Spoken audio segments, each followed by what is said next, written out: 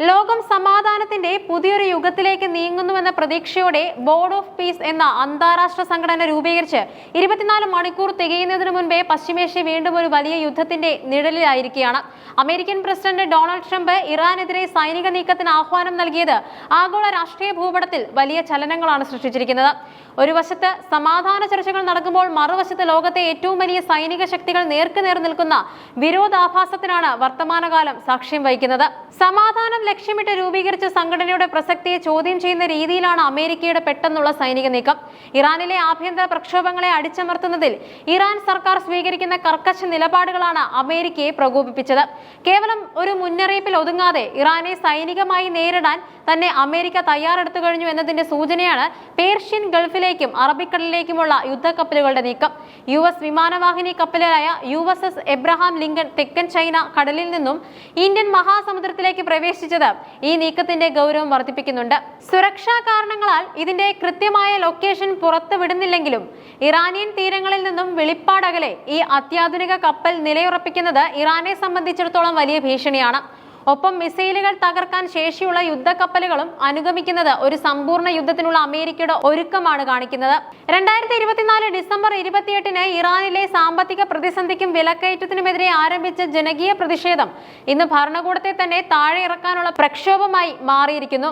Iran ഔദ്യോഗികമായി 3000 മരണങ്ങൾ സ്ഥിരീകരിച്ചിട്ടുണ്ടെങ്കിലും യഥാർത്ഥ സംഖ്യം ഇതിന്റെ എത്രയോ മടങ്ങായിരിക്കുമെന്നാണ് മനുഷ്യാവകാശ സംഘടനകൾ ചൂണ്ടിക്കാണിക്കുന്നത്. 20,000-ത്തിലധികം പേർ കൊല്ലപ്പെട്ടിട്ടുണ്ടാകാമെന്ന ആശങ്ക ലോകമെമ്പാടുമുള്ള മനുഷ്യാവകാശ പ്രവർത്തകർക്കിടയിൽ പ്രതിഷേധത്തിന് കാരണമായിട്ടുമുണ്ട്. ജനങ്ങളുടെ പ്രതിഷേധത്തെ സൈനിക ശക്തി ഉപയോഗിച്ച് നേരിടുന്ന ഇറാൻ സർക്കാരിന്റെ നടപടിയെയാണ് ട്രംപ് പ്രധാനമായും ലക്ഷ്യം വയ്ക്കുന്നത്. ജനാധിപത്യപരമായ പ്രതിഷേധങ്ങളെ ചോരയിൽ മുക്കിക്കൊല്ലാൻ അനുവദിക്കില്ല എന്ന അമേരിക്കയുടെ പ്രഖ്യാപനം പശ്ചിമേഷ്യയിലെ തങ്ങളുടെ തന്ത്രമായിട്ടാണ് രാഷ്ട്രീയ നിരീക്ഷകർ വിലയിരുത്തുന്നത്. ഇറാനും അമേരിക്കയും തമ്മിലുള്ള ശത്രുതയുടെ കാതൽ ഇറാന്റെ ആണവ പദ്ധതി തന്നെയാണ്. 2025 ജൂണിൽ ഇറാനിലെ ആണവ നിലയങ്ങൾക്ക് നേരെ അമേരിക്ക നടത്തിയ ബങ്കർ ബസ്റ്റർ ആക്രമണം മേഖലയെ യുദ്ധത്തിന്റെ വക്കിലെത്തിച്ചിരുന്നു.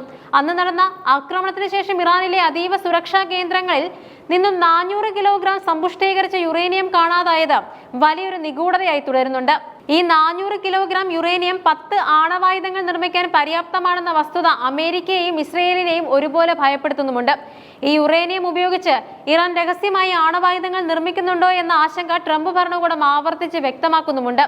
കാണാതായ യുറേനിയത്തെക്കുറിച്ച് കൃത്യമായ വിവരം നൽകാൻ ഇറാൻ തയ്യാറാകാത്ത പക്ഷം കൂടുതൽ ശക്തമായ സൈനിക നടപടികൾ ഉണ്ടാകുമെന്നാണ് ട്രംപിന്റെ താക്കീത്. യുദ്ധക്കപ്പലുകൾക്ക് പുറമെ അമേരിക്കയുടെ ഏറ്റവും മാരകമായ പോർ വിമാനങ്ങളിൽ ഒന്നായ F-50E സ്ട്രൈക്ക് ഈഗിൾ വിമാനങ്ങൾ പശ്ചിമേഷ്യയിലെ വിവിധ രഹസ്യ താവളങ്ങളിൽ വിന്യസിക്കപ്പെട്ടു കഴിഞ്ഞു. മുൻപ് ഇറാനിയൻ ഡ്രോണുകളെയും മിസൈലുകളെയും ഫലപ്രദമായി തകർത്ത പരിചയസമ്പത്തുള്ള ഈ വിമാനങ്ങൾ ഏത് നിമിഷവും ആക്രമണത്തിന് തയ്യാറായി നിൽക്കുകയാണ്. സഖ്യരാജ്യങ്ങളായ ഖത്തർ, ഇസ്രയേൽ എന്നിവിടങ്ങളിൽ വിന്യസിച്ചിരിക്കുന്ന താഡ്, പാട്രിയറ്റ് മിസൈൽ പ്രതിരോധ സംവിധാനങ്ങൾ ഇറാന്റെ ഭാഗത്തു നിന്നുള്ള ഏതൊരു പ്രത്യാക്രമണത്തെയും നേരിടാൻ സജ്ജമാണ്. അമേരിക്കയുടെ ഈ സൈനിക വിന്യാസം കേവലം ഒരു മുന്നറിയിപ്പല്ല, മറിച്ച് ഇറാനെ പൂർണ്ണമായും നിയന്ത്രിക്കാനുള്ള ഒരു ബഹുമുഖ പദ്ധതിയുടെ ഭാഗമാണ്. അമേരിക്കൻ സൈനിക നീക്കങ്ങളെ തങ്ങൾ ഒട്ടും ഭയപ്പെടുന്നില്ലെന്ന് ഇറാൻ പ്രസിഡന്റ് മസൂദ് പെസഷ്കിയാൻ വ്യക്തമാക്കിയിട്ടുമുണ്ട്. ഇറാന്റെ സൈന്യം തോക്കിന്റെ കാഞ്ചിയിൽ വിരൽ വെച്ചിരിക്കുകയാണ് എന്ന അദ്ദേഹത്തിന്റെ പ്രസ്താവന മേഖലയിലെ പിരിമുറുക്കം വർദ്ധിപ്പിച്ചു. ഇറാന്റെ ആഭ്യന്തര കാര്യങ്ങളിൽ അമേരിക്ക അനാവശ്യമായി ഇടപെടുകയാണെന്നും ജനകീയ പ്രതിഷേധങ്ങളെ ഇളക്കിവിടുന്നത് CIA ആണെന്നുമാണ് ഇറാൻ ആരോപിക്കുന്നത്. അമേരിക്ക ഇറാനെ ആക്രമിച്ചാൽ ഇറാന്റെ പ്രധാന ലക്ഷ്യം ഇസ്രയേലായിരിക്കും. മിസൈൽ സാങ്കേതിക വിദ്യയിൽ ഏറെ മുന്നിലുള്ള ഇറാൻ ഇസ്രയേലിന് നേരെ ആക്രമണം നടത്തിയാൽ അത് ഒരു പ്രാദേശിക യുദ്ധത്തിൽ നിന്നും ആഗോള യുദ്ധത്തിലേക്ക് വളരാൻ സാധ്യതയുണ്ട്. അതിനാൽ തന്നെ ഇസ്രയേൽ തങ്ങളുടെ അയൺ ഡോം ആരോ പ്രതിരോധ സംവിധാനങ്ങൾ ഏറ്റവും ഉയർന്ന ജാഗ്രതയിൽ ക്രമീകരിച്ചിരിക്കുകയാണ്. അമേരിക്കയെ പിന്തുണയ്ക്കുമ്പോഴും സ്വന്തം മണ്ണൊരു യുദ്ധഭൂമിയാകാതിരിക്കാനുള്ള നയതന്ത്ര നീക്കങ്ങളും ഇസ്രയേൽ നടത്തുന്നുണ്ട്. ഈ സംഘർഷം ഒരു യുദ്ധമായി മാറിയാൽ അതിന്റെ ആഘാതം ലോകം മുഴുവൻ അനുഭവിക്കേണ്ടി വരും. ലോകത്തെ പ്രധാന എണ്ണ ഉൽപാദന മേഖലയായ പശ്ചിമേഷ്യയിൽ യുദ്ധമുണ്ടായാൽ ആഗോളതലത്തിൽ ക്രൂഡ് ഓയിൽ വില കുതിച്ചുയരും. ഇത് എല്ലാ രാജ്യങ്ങളുടെയും സമ്പദ് വ്യവസ്ഥയെയും തകർക്കും. അതോടൊപ്പം ഇറാനിലെ ജനസംഖ്യയും പശ്ചിമേഷ്യയിലെ മറ്റ് രാജ്യങ്ങളുമായുള്ള അതിന്റെ ബന്ധവും കണക്കിലെടുക്കുമ്പോൾ ഒരു യുദ്ധം വലിയൊരു അഭയാർത്ഥി പ്രവാഹത്തിന് കാരണമാകും. ഇറാന്റെ സഖ്യകക്ഷികളായ റഷ്യയും ചൈനയും ഈ സൈനിക നീക്കത്തെ എങ്ങനെ നോക്കിക്കാണുന്നു എന്നത് നിർണായകവുമാണ്. അമേരിക്കയുടെ ഏകപക്ഷീയമായ സൈനിക നടപടി അന്താരാഷ്ട്ര തലത്തിൽ പുതിയ ചേരിതിരിവുകൾക്ക് വഴിതെളിക്കും. ബോർഡ് ഓഫ് പീസ് എന്ന പേരിൽ സമാധാനത്തിന്റെ വെള്ളരിപ്രാവുകളെ പറത്താൻ ശ്രമിച്ചവർ തന്നെ യുദ്ധത്തിന്റെ കരിനിഴൽ വീഴ്ത്തുന്നത് ലോക ജനതയെ നിരാശയിലാക്കുന്നുണ്ട്. ഇറാന്റെ ആണവ മോഹങ്ങളും അമേരിക്കയുടെ സൈനിക താല്പര്യങ്ങളും തമ്മിലുള്ള ഈ പോരാട്ടത്തിൽ ബലിയാടാകുന്നത് സാധാരണ ജനങ്ങളാണ്. ഇറാനിലെ ജനങ്ങളുടെ അവകാശങ്ങൾ സംരക്ഷിക്കപ്പെടേണ്ടത് അത്യാവശ്യമാണെങ്കിലും അതിനുള്ള മാർഗം മറ്റൊരു വലിയ യുദ്ധമാകരുത്.